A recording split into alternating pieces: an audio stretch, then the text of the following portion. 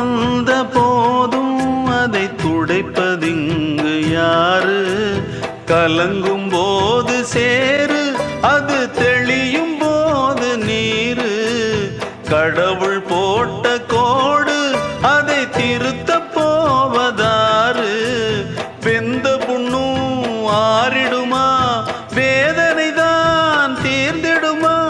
விண்ணுக்கும் மண்ணுக்கும் சம்பந்தம் உண்டுன்னு சொன்னது யாரு?